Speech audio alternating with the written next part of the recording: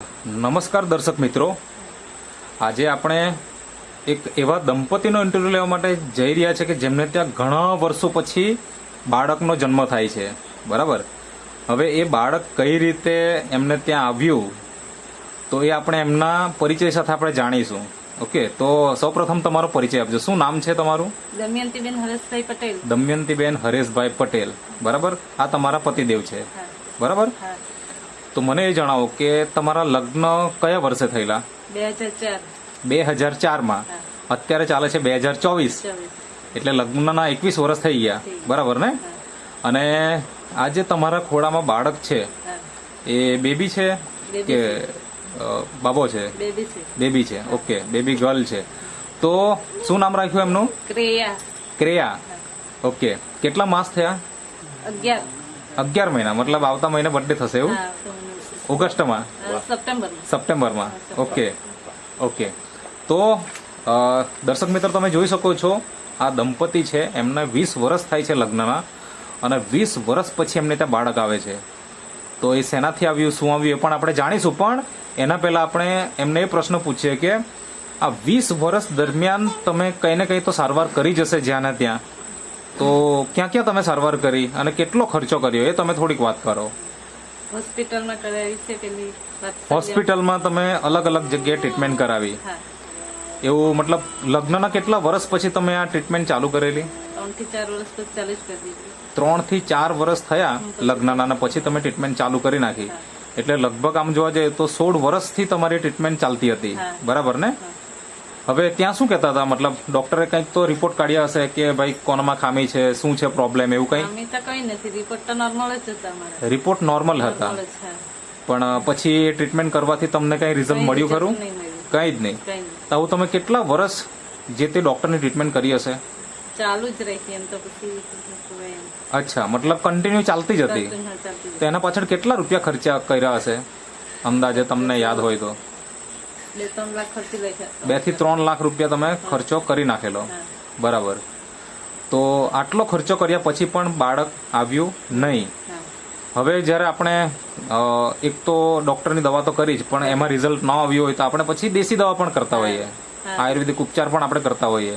તેવા કોઈ ઉપચાર કરાવેલા તમે? એ ક્યાં ક્યાં ગયેલા તમે? મતલબ એરિયાનું નામ તમે જણાવી શકો? અચ્છા, એવા કેટલા વૈદની દવા કરી હશે તમે? તો બી અંદાજે 15-20 થી વધારે વૈદની દવા પણ કરી. અને જયારે માણસ બધી રીતના હારી જાય તો પછી ભગત ભોવાનું પણ કરે. એવું કોઈ તમે કઈ કર્યું ખરું? તો શું કેતા ભગત? શું કેતા હતા? આવી જશે એમ રિઝલ્ટ? તેવા કેટલા ભગત ને બતાવ્યું તમે 20 વર્ષમાં અંદાજે?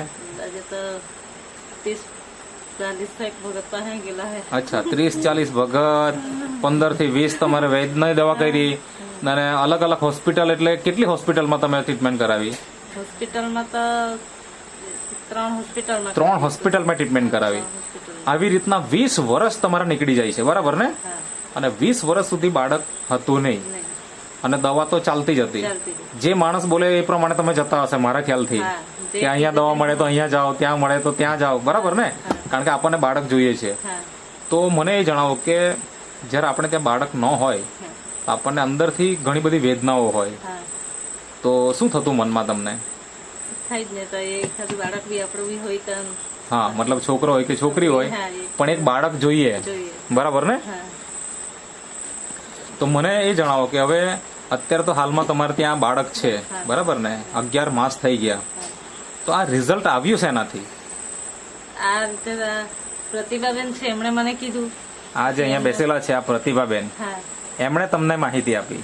તો પ્રતિભાબેન, તમને ક્યાંથી માહિતી મળી? જિગ્નેશભાઈ કંબોય સ્ટુડિયો ચલાવે, હા, તો એમનો નંબર મારી પર હતો. એ કાયમ સ્ટેટસ મૂકે. અચ્છા, એટલે આ જે જિગ્નેશભાઈ છે એનો સ્ટુડિયો ચાલે છે, અને એનો કોન્ટેક્ટ તમારી પાસે હતો, એટલે એ સ્ટેટસ વોટ્સઅપ પર લગાવે, એટલે એના હિસાબે તમને ખબર પડી કે આ ભાઈ કંઈક આવી વસ્તુ આપે છે. બરાબર ને? એટલે એના હિસાબે તમે એમને વાત કરી. તો મને મતલબ આ જે અહીંયા પ્રોડક્ટ રાખી છે, આ જ બધી પ્રોડક્ટ તમે વાપરી હશે. બરાબર ને?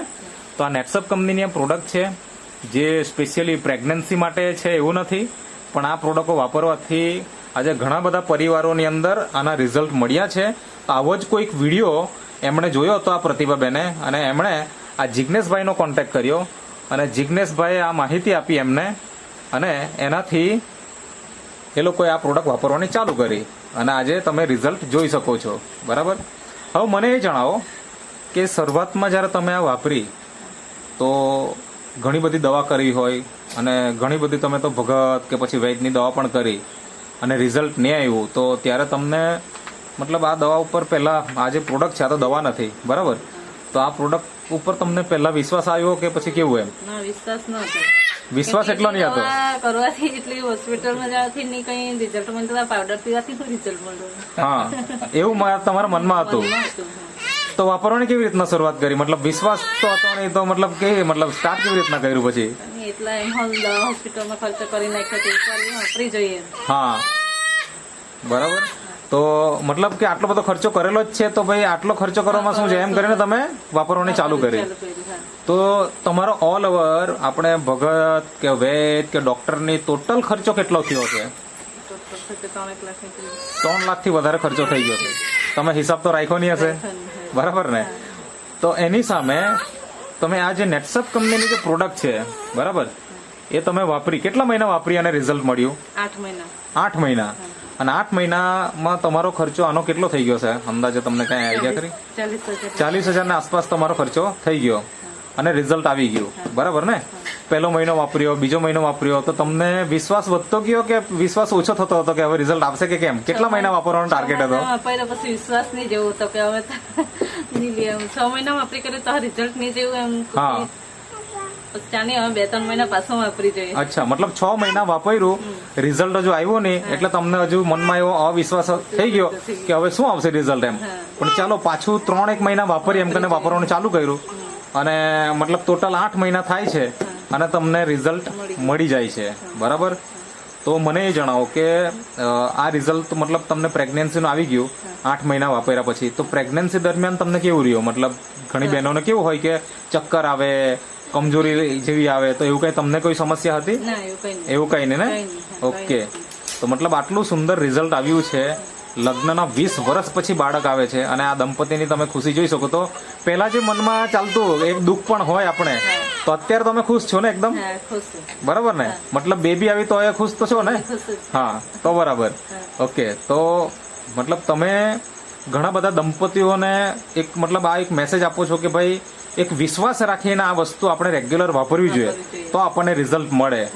તો ઘણા બધા દંપતીઓ વિડીયો જોશે, બરાબર, તો એને તમારે શું સંદેશ આપવો છે આ પ્રોડક્ટ વિશે? કેવું છે કે સારી છે પ્રોડક્ટ, વાપરવું જેવી છે, રિઝલ્ટ મળે, ચોક્કસ મળે, 1 વર્ષમાં બી મળે. મતલબ 1 વર્ષ સુધી તો વિશ્વાસ રાખવો છે કે 1 વર્ષ સુધી વાપરવું જોઈએ, બરાબર ને? તો રિઝલ્ટ આપણને 100% મળી શકે. અને તો તમે જે ઇન્ટરવ્યુ આપ્યો તે બદલ તમારો ખૂબ ખૂબ આભાર.